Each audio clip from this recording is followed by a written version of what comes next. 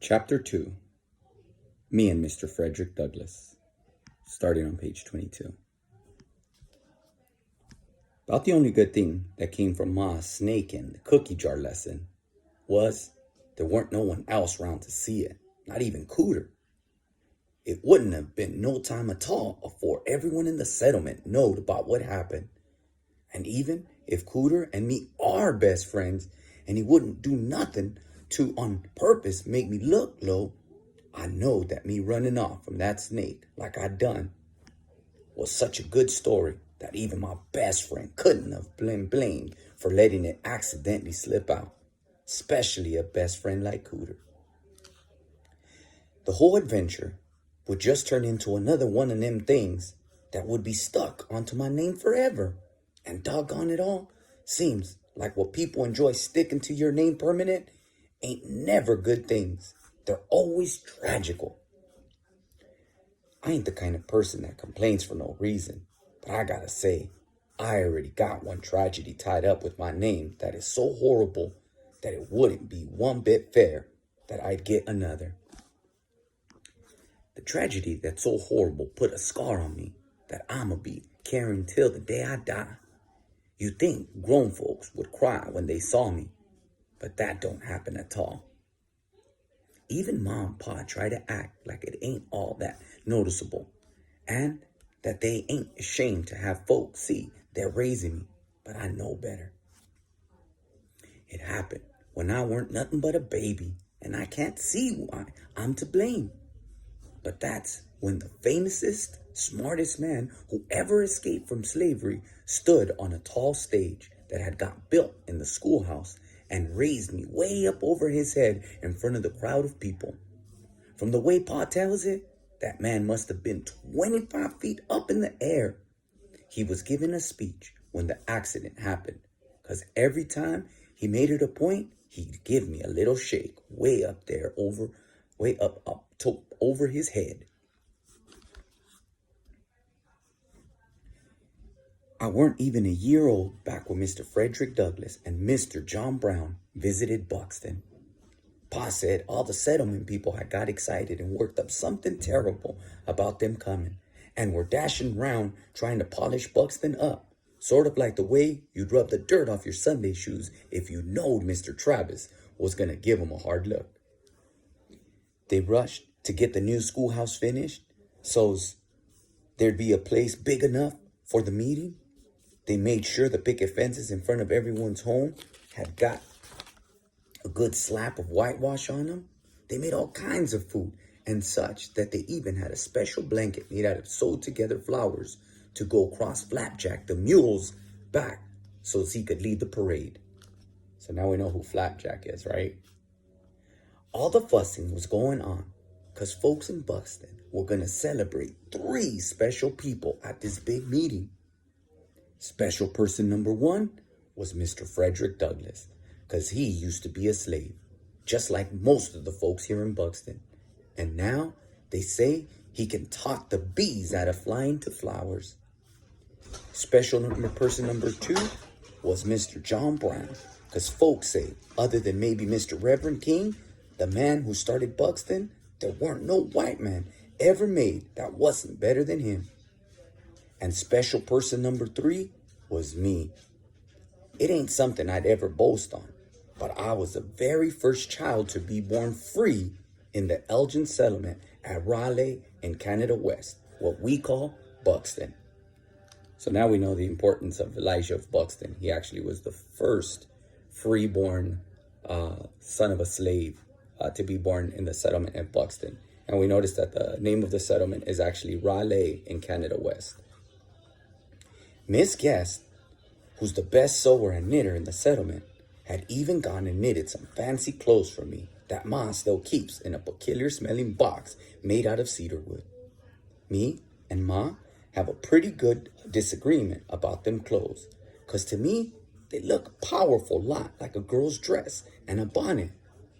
When I got grown enough to understand what it was they were parading me around in, I was just as much shamed about the clothes they forced me to wear that I was about the accident twixt me and special person number 2.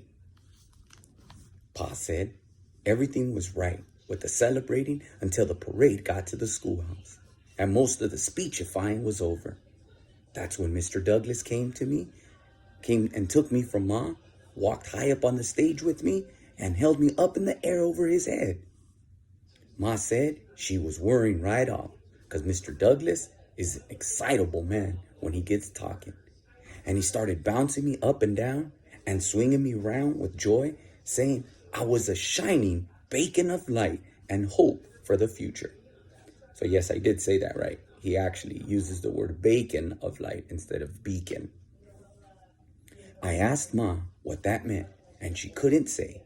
Don't seem to me that getting called a piece of meat off of a pig is anything that you should get excited about.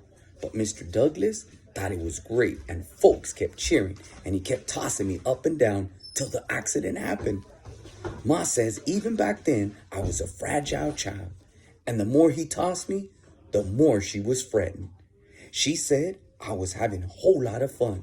Then I smiled real big, and without no kind of warning at all, the accident happened. So this is where good readers here are making predictions, right? Because they're wondering what the accident was. I throwed up everything I ate all over Mr. Douglas's beard and jacket. I learned from Ma that people who used to be slaves love prettying up any kind of story. She says talking is near the only thing they use to get to do without no white person telling them how or when. So they make the most out of it once they get to that chance. She says they love making a summer day a lot hotter than it really was, or making rain or drought last a whole lot longer than they really did. And they especially love telling you how their great-great-grandpa or grandma used to be a king or queen of Africa. Bad as my luck is, the people that live in Buxton ain't choose to pretty up the fact I'm most proud of myself for, my rock chunking. They prettified what happened twixt me and Mr. Douglas. They tell you I throwed up on Mr. Douglas for a whole half hour before Ma came and snatched me away and pointed me out the schoolhouse window. They say I near drowned the man. Some folks swear I throwed up so hard that desks and chairs rose up and floated out of the schoolhouse. Mr. Polite said I throwed up so plentiful that didn't no deers, no rabbits die in the woods for 5 years after. He said that the bears and the wolves ate my vomit for what long since it been considerable easier for them to do than to try to run down some animal that weren't looking to get at. And that don't make no sense. That don't make no sense at all. First off, because they're always telling us how smart Mr. Frederick Douglass is. They tell us he can talk Greek like a Greek and Latin like a Latin. And anyone who's that smart ain't got to sit and hold no baby over his head that's throwing up on him for no half hour. I could understand if it was a surprise at first. Ain't no one gonna expect to get thrown up on by a baby boy in a girl's dress and bonnet. But if Mr. Douglas is near smart as folks say, seems to me he'd have had the sense to aim me out the window himself. Seems to me if I really did throw up for a whole half hour, only the first 5 minutes would have been on Mr. Douglas. The last 25 minutes would have had me out of the window. It also didn't make no sense about the bears and wolves neither. Because if they were coming into the settlement 3 times a day to eat whatever I throwed up, this would have been a mighty unsafe place. But didn't none of that grown folk act worried about sending their children off to do no chores. Back when I was about 5 or 6, Ma told me to fetch a bucket and go into the woods behind our home and pick her some blueberries. This is probably one of the reasons Ma thinks I'm a fragile boy. I remember, soon as she told me to go, I got all afeared and shakety. I said, by myself? She said, ain't that far, Elijah? I'ma keep watch over you. But Ma, what about all those bears and wolves? What if I'm out there when they come for their supper? She smiled and said, Elijah, don't be silly. Ain't no wild creatures like that been seen around these parts since before you was born. I said, but Ma, How come everybody keeps telling me about what I done to Mr. Douglas and got all the bears and wolves coming to the settlement looking for something to eat? She laughed and told me some of what the grown folks talk. Some of that talk that makes no sense. So you never sure about much of nothing. She said, son, you've got one of them sets of mind. What's gonna have you fretting about the littlest things? Life's gonna be a tough road to hoe for you if you don't learn you can't be believing everything folks tell you. Not even grown folks. One minute, Ma, who's got a good head for thinking, tells me I gotta respect everything that grown folks say.